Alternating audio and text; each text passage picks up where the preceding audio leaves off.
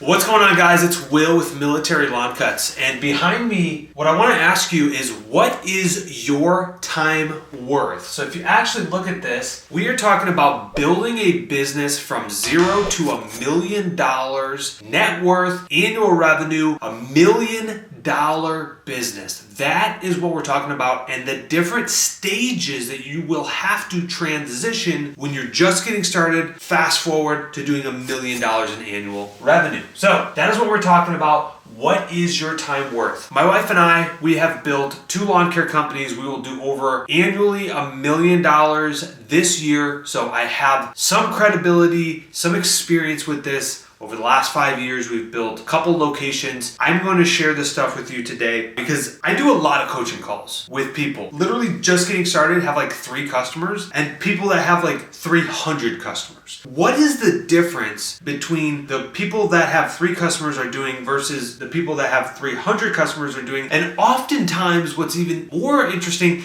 is they both working in the business the same amount of time. And the reality is we all have 24 hours in a day, but the ones that utilize and prioritize and execute the best, just like the Navy SEALs say, prioritize and execute, are the ones that get the results. And as leaders, that is what we are required to do in our organization, is to produce results. Because if we're not getting results, we're not the leader in the room. I'm going to show you how to get results right here. Here's the reality of it. There's 4 different components when you're building above $1 million annual business. So the first stage is going to be from 0 to 250,000. Stage number 2 is going to be from 250,000 to 500,000. The third stage is going to be from 500 to $1 million, and the fourth stage is anything above $1 million in sales.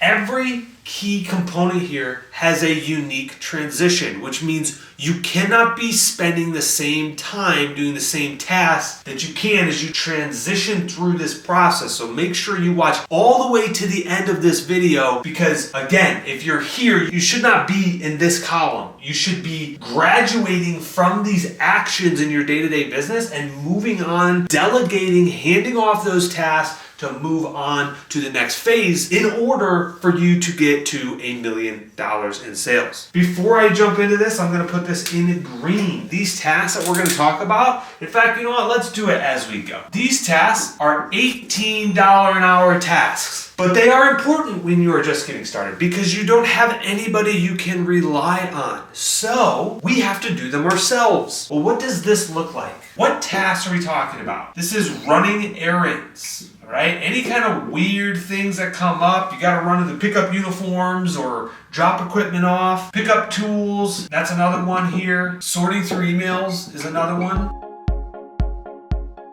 All right, so these are the $18 an hour tasks here that we should be focused on when we're just getting started. Basic data entry. This is maybe updating job notes for customers, answering the office phone. So there is a really good headset out there that truckers use that you can literally have on your head while you're mowing, and the people cannot hear the mower. I can't remember the exact name. I think it's maybe Blue Jet is the company, but if you search truck driver headset, noise cancellation, it does all that stuff for you. Very, very useful when you're out pushing the mower from 0 to 250,000. When you can't hire an office staff, you are it. Equipment maintenance, sharpening the blades, washing trucks, screening the applicants. These are all $18 an hour tasks that are important when you're just getting started, but eventually to get to the next phase in business, which is from 250,000 to 500, we have to start to delegate this. And so when we hire our general managers to take over a location, if they ever bring up to me that they are sharpening mower blades and they're doing more than 250,000, I am telling them straight up, you are not utilizing your time effectively. Time management is one of the biggest skill sets because, again, we only have 24 hours in a day,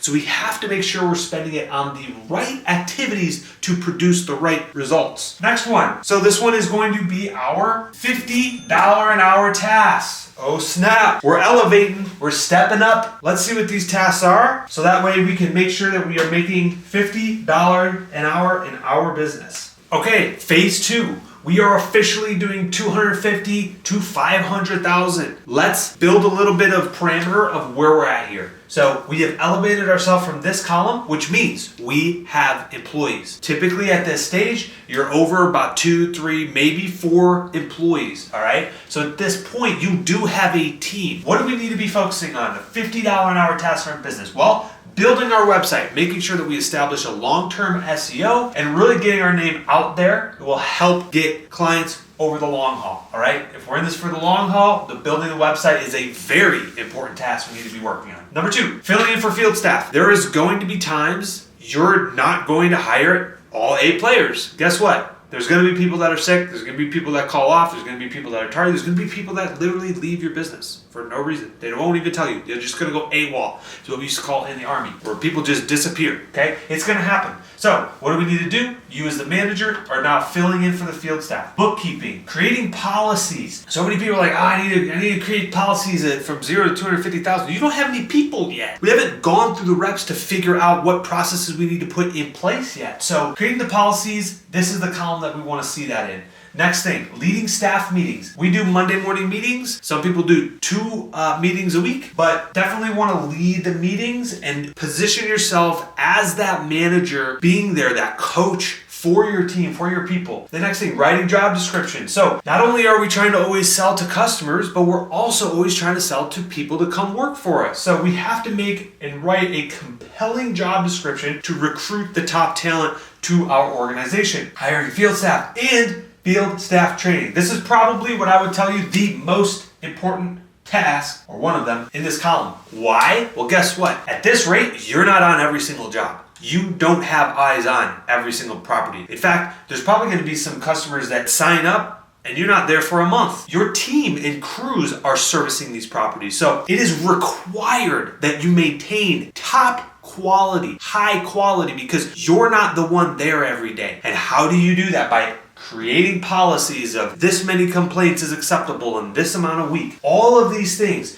training your field staff very thoroughly, because you are going to duplicate yourself in your organization, all right? Whatever you do, you're going to duplicate. So if you're very meticulous, very efficient, that is what you're going to duplicate. That's why we want whoever the trainer is, ideally you, because you've been doing the longest, to be that person that if you just took you and cloned you 4 times, that's the goal of what we're trying to do in training. All right, stage number 3 is our $100 an hour task. Now, before we go through the $100 an hour task, $100 an hour task for you as the viewer right now is to go down and click that subscribe button, because this is the column you want to get to and past, and the only way you're going to do it is by watching this channel and me helping you guys get to where you want to go, so that way you can accomplish your goals. Do it right now. Go down, click the subscribe button. Let's get back into it. From $500 to $1 million, what are we focusing on? To sum this up, sales. Sales cures everything. Number 1 is estimates. We are selling like a madman. In fact, 3-4 days a week, we need to be doing sales, estimates, constantly getting quotes out, constantly calling pending estimates. That is our focus. Also, upsells while you're on the property, and monthly mass text and email blast upsells. That is what I'm talking about, constantly upselling. Next thing is building templates. Obviously, you're probably a little bit more in the office now at this rate, so we want to build easy templates that you can literally communicate to the customer and not have to take all this time to sit and write an email. You know exactly, like, hey, this is what happens when a pet's outside. This is what happens when there's a locked gate. Already have these email templates built so that way you can literally in one button send these things out, and it takes almost little to no time. Planning crew tasks. You are the manager, making sure that all the routes are getting dispatched for the week. Building retention programs. How do we do this? Incentivizing bonuses. Maybe people that stay here longer can get bonuses. We need people and we need sales at this location. From this phase, from 500 to $1 million and above, the only literal 2 things that matter is hiring people to do the work and selling more jobs. Hiring people to do the work and selling more jobs. I'm going to say it one more time. Hiring people to do the work and selling more jobs. That is the only focus. Most important important tasks in this column, all right? Next thing, building marketing campaigns. Are we gonna do EDDM this year? Are we gonna do door hangers? Are we gonna get wrap on the truck and upgrade our trucks to be more professional? These are all marketing campaigns that we need to be thinking about to take us to that next level to build $1 million+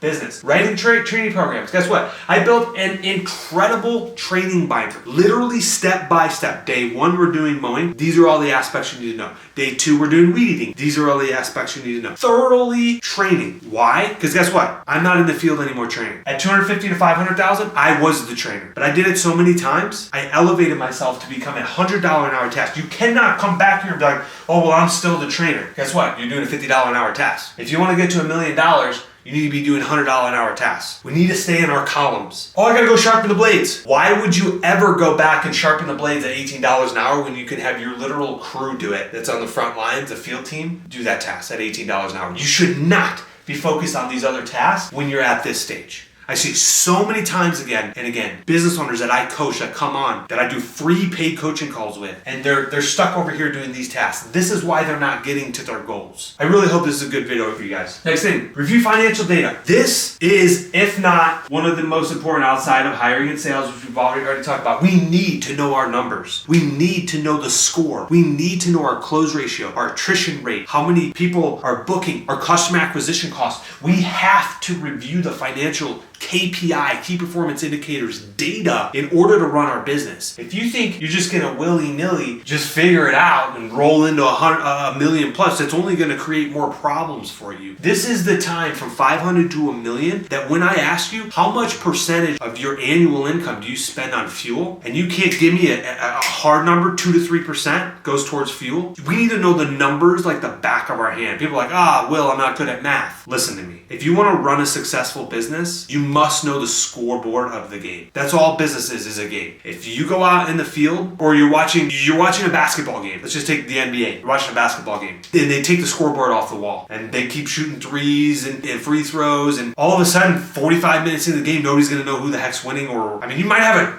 general idea, like this team scored, I think, more points, but yeah, I don't know by how much. You can't run a business like that. You're like, I think I'm profitable. We need to know the data. We are officially at stage 4, which means you went through 0 to 250,000. You went to 250 to 500,000.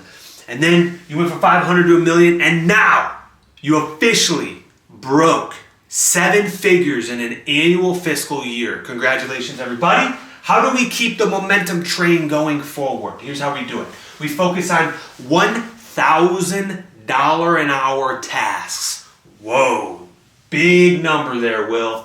What do we mean by that? All right, what do I mean by that? We need to create world-class customer experience. How do we do that? We need to sit down and strategically put ourselves, you went through 0 to 250,000.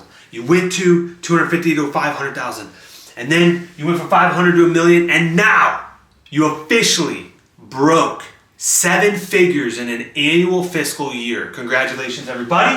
How do we keep the momentum train going forward? Here's how we do it. We focus on $1,000 an hour tasks.